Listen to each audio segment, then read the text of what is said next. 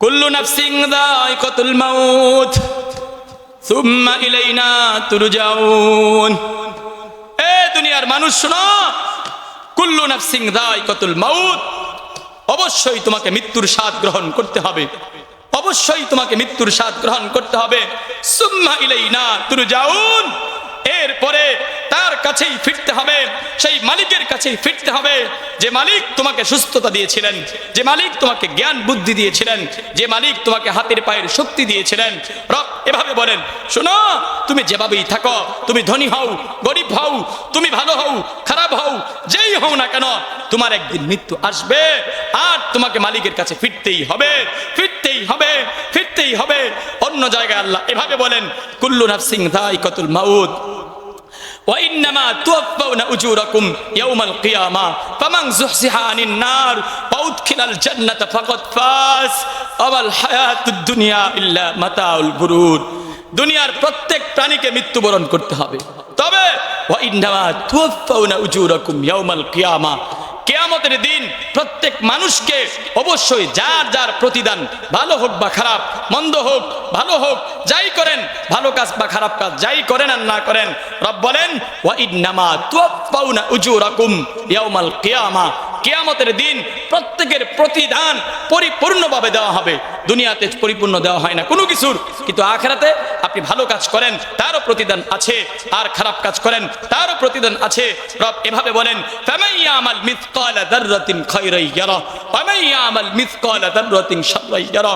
সামান্য যাররা পরিমাণ যদি অকল্যাণের কাজ করো, খারাপ কাজ করো, গুনাহের কাজ করো, আমি মালিক যাররা পরিমাণ হিসাব করে করে তার প্রতিদান দিব। যাররা পরিমাণ যদি ভালো কাজ করো, আমি মালিক যাররা পরিমাণ ভালো কাজের প্রতিদান দিব, অবশ্যই দিব।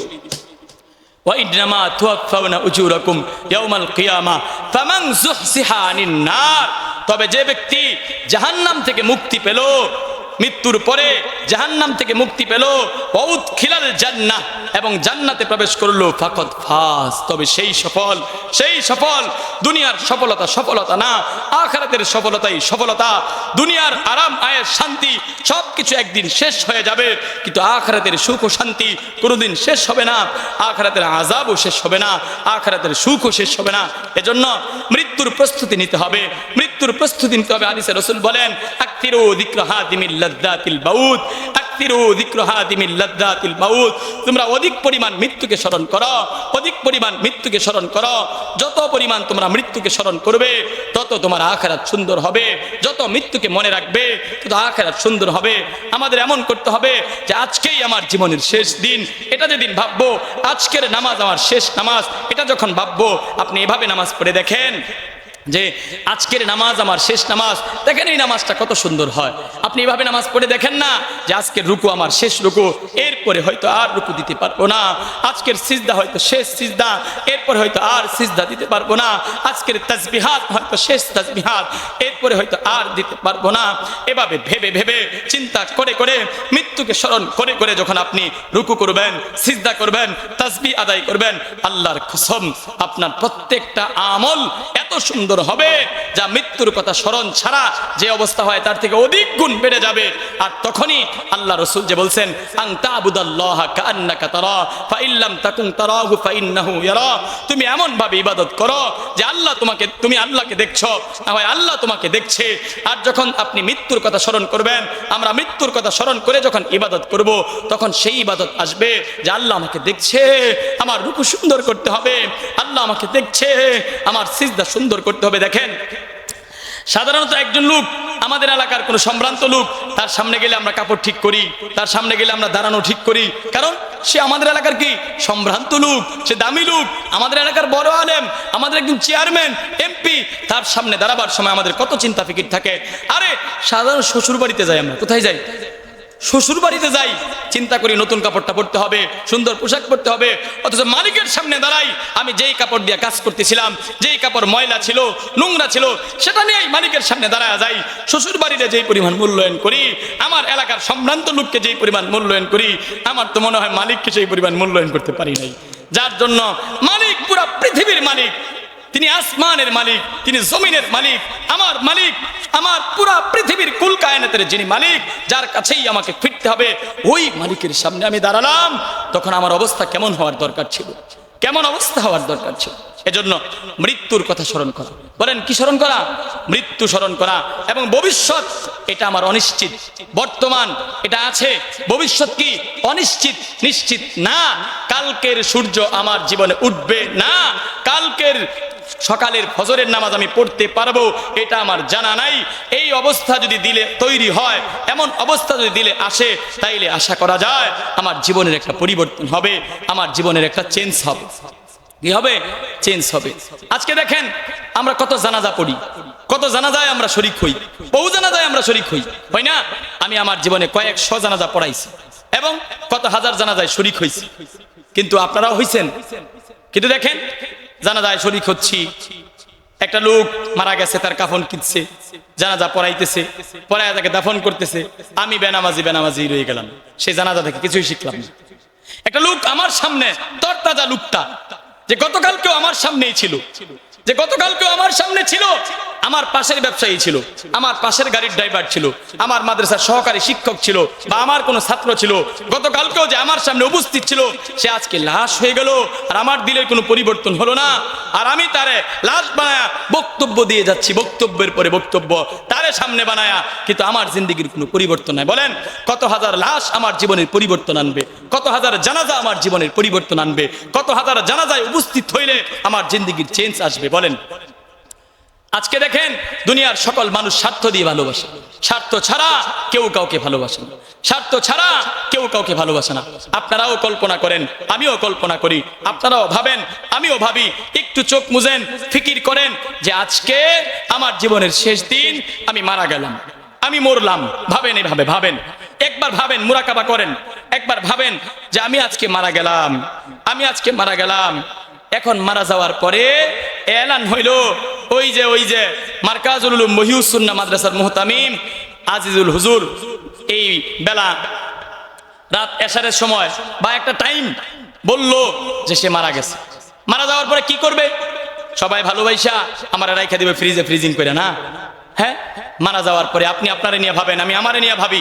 মারা যাওয়ার পরে আমার কিছু লোক আত্মীয় স্বজন কাঁদবে, স্ত্রী কাঁদবে, সন্তান কাঁদবে, আত্মীয় স্বজন কাঁদবে, মাদ্রাসার ছাত্ররা কাঁদবে, মাদ্রাসার ছাত্রীরা কাঁদবে, সহকারী শিক্ষকরা কাঁদবে, কান্নাকাটি করবে। আর এর মাঝ দিয়েই কিছু লোক বলবে তাড়াতাড়ি করো, তাড়াতাড়ি করো, তাড়াতাড়ি করো, টাইম কিন্তু আবার হয়ে যাচ্ছে, তাড়াতাড়ি করো। এই কাদার মাঝখান থেকেই কেউ বাঁশ কাটতে যাবে, কেউ কাফন আনতে যাবে, কেউ কাফন কাটবে, কেউ বাঁশ কাটবে, কেউ কবর খনন করতে থাকবে। আপনি ভাবেন, আমিও ভাবি, আমার এমত অবস্থায় কিছু লোক কাঁদতেছে, কিছু লোক কবর খনন করতেছে, কিছু লোক বাঁশ কাটতেছে, কিছু লোক কাফনের কাপড় কিনতে গেছে। এক পর্যায়ে টাইম দিয়েছিল 2টা, 2:30, 3টা, একটা টাইম দিয়েছিল আমার জানাজার। ওই জানাজার টাইমে আমি উপস্থিত হলাম, আমার লাশ উপস্থিত করা হলো। আমার পরিবার, আমার স্ত্রী, আমার আত্মীয় স্বজন তারা কান্নাকাটি করতেছে, আর এদিক দিয়া আমার সামনে উপবিষ্ট আমাকে লাশ বানায়া কিছু লোক কাটতেছে, আর কিছু লোক বলতেছে এই টাইম হয়ে যেতেছে গা, তাড়াতাড়ি কর, তাড়াতাড়ি করেন, বক্তব্য দেওয়ার সময় নেই। দেখেন, যেই লোক আপনার সাথে চলতো, যেই লোক আপনার বন্ধু ছিল, সেও মাত্র 10 মিনিট আপনার লাশের সামনে দাঁড়াবে এইরকম ক্ষমতা তার নাই। 10 মিনিট আপনাকে সে আর রিসিভ করতে পারতেছে না, এত ভালোবাসা দিত, সেও আপনাকে রিসিভ করতে পারতেছে না। এবার তাড়াতাড়ি কইরা আপনার জানাজা পড়ায়া আপনাকে কবরে রাইখা আসলো।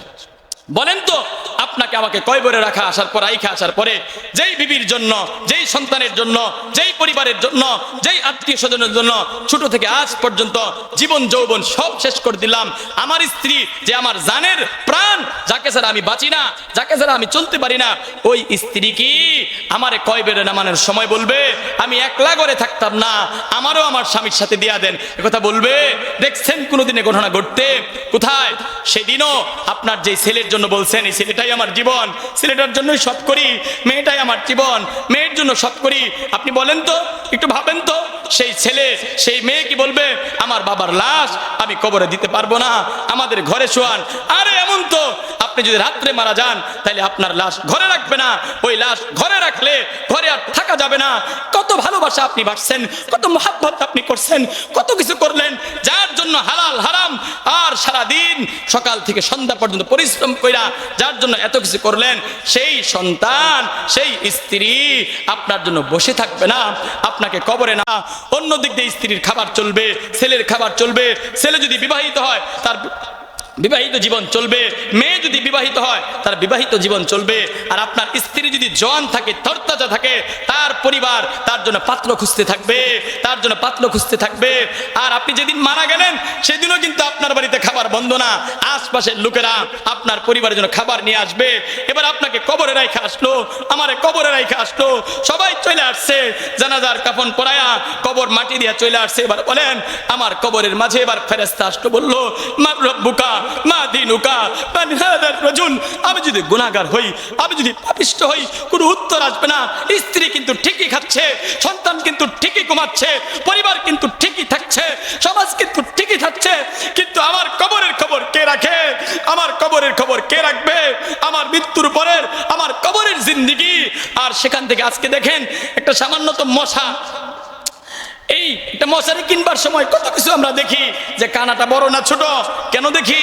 এর কারণ হলো বড় কানা হইলে মশা ঢুকে যাবে, আর কবরের মধ্যে কোনো মশারি নাই, সেখানে সাপ বিচ্ছু আছে, ভয়ঙ্কর আযাব আসবে, মাটিগুলি চাপ দিবে।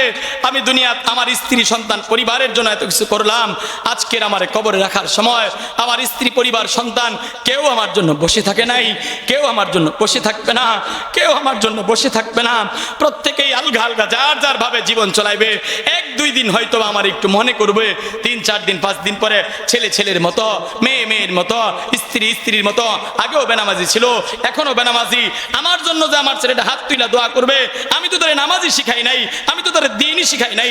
আমার জন্য যে মেয়েটা দোয়া করবে, আমার মেয়ে তো পর্দায় শিখাই নাই, তাই কোরআনই পড়তে পারে না, আমার জন্য কি দোয়া করবে? আর আমার হায়াতের জিন্দেগিতে যেই পরিমাণ অর্থ উপার্জন কইরা ওই আমার বেপর্দাশীল স্ত্রীর জন্য, ওই আমার বেপর্দাশীল পরিবারের জন্য, ওই বেনামাজি পরিবারের জন্য যে অর্থগুলি নিজের শরীর দিয়ে আমি উপার্জন করে ব্যয় করলাম, প্রত্যেকটা বিষয় আল্লাহ তাআলা আমাকে জিজ্ঞেস করতে থাকবে, ফেরেশতার মাধ্যমে জিজ্ঞেস করবে, বল তোর এই অর্থগুলি তুই যে তোর সন্তানের কাছে ব্যয় করলে, সে তো দিনের কাজে লাগে নাই, সে তো এরকম দিন মানে না, দিন বুঝে না। বলেন একটু ভাবেন যে আমার এই অবস্থায় আমার বাড়িঘর, আমার অর্থ সম্পদ সবই পড়ে থাকবে, থাকবে না শুধু আমি, থাকবো না শুধু আমি থাকবো, আমি থাকবো না। এজন্য একটু ফিকির করা, আখিরাতের ফিকির করা। এই জীবন জীবন নয়, এই জীবনের একটা শেষ আছে, এর রং একদিন পরিবর্তন হবে, ঢং একদিন পরিবর্তন হবে, জওয়ানি একদিন চেঞ্জ হবে, এই বর্তমান অবস্থার একটা কি পরিবর্তন ঘটবে। আমাদের চিরস্থায়ী ঠিকানা হলো জান্নাত, চিরস্থায়ী ঠিকানা হলো আখিরাত। দুনিয়া স্থায়ী নয়, দুনিয়া অস্থায়ী। দুনিয়া একদিন ভেঙে যাবে, আসমান ভেঙে যাবে, জমিনগুলি তোলার মতো হেলতে দুলতে থাকবে। দুনিয়া এটা অস্থায়ী, দুনিয়া অস্থায়ী। এজন্য মৃত্যুর কথা স্মরণ করা, মৃত্যুর কথা স্মরণ করা, প্রতিটা জানাজা থেকে আমার মৃত্যুর কথা মনে রাখা, প্রত্যেক এলান থেকে আমার মৃত্যুর কথা স্মরণ রাখা যে আমার মৃত্যু হতে পারে, আমার মৃত্যু আসবে। আল্লাহ তাআলা কোরআনে এভাবে বলেন, কুল ইন্নাল মাউতাল্লাযীনা তাফিররু মিনহু ফাইন্নাহু মুলাকীকুম। নবী আপনি বলে দেন, ইন্নাল মাউতাল্লাযী তাফিররুনা মিনহু, এই তোমরা যে মৃত্যু থেকে পলায়ন করতেছো, ফাইন্নাহু মুলাকীকুম, অবশ্যই মৃত্যু তোমাদের সাথে সাক্ষাৎ করবে। ফাইন্নাহু মুলাকীকুম, অবশ্যই মৃত্যু তোমাদেরকে ধরবে। আইনামা তাকুনু ইউদরিকুমুল মাউত ওয়ালাউ কুনতুম ফি বুরুজিম মুশাইয়াদা, তোমরা মৃত্যু থেকে যতই পলায়ন করো, মৃত্যু তোমাকে নাগাল পাবে, পাবে। ওয়ালাউ কুনতুম ফি বুরুজিম মুশাইয়াদা, তোমরা যদি কি করো, একবারে প্রাচীর দেওয়ালের ভিতরে ঢুকায়া যাও, একবারে একদম সব তোমায় কাচের গ্লাসের ভিতরে ঢুকে যাও, মনে রাখো মৃত্যু তোমাকে ধরবেই। মৃত্যু যখন আসবে কেউ তোমাকে আটকায় রাখতে পারবে না, কেউ আটকায় রাখতে পারবে না। এজন্য ভাই মৃত্যুকে কাছে আনা, মৃত্যুকে কাছে আনা। সব অনিশ্চিত হলেও মৃত্যু নিশ্চিত, সব অনিশ্চিত হলেও মৃত্যু নিশ্চিত। অবশ্যই আমাদেরকে মরতে হবে, অবশ্যই আমাদের মরতে হবে, মৃত্যুবরণ করতে হবে। এজন্য আখিরাতকে সুন্দর করার জন্য আমাদের করণীয় হলো মৃত্যুর কথা স্মরণ করা। আর যখন মৃত্যুর কথা স্মরণ করব তখন গুনাহমুক্ত জীবন হবে। আজকের এই ইস্তাহি মজলিসের মাধ্যমে আমারও যেন পরিবর্তন আসে, আপনাদেরও যেন পরিবর্তন আসে। এজন্য বলেন, মৃত্যুকে স্মরণ করে করে জীবন থেকে একটা একটা গুনাহ ছেড়ে দিব ইনশাআল্লাহ। মৃত্যুকে স্মরণ করে করে জীবন থেকে গুনাহ ছেড়ে দিব, আর কোনো গুনাহের সাথে যুক্ত হব না, রবের বিধানের বাইরে চলবো না ইনশাআল্লাহ।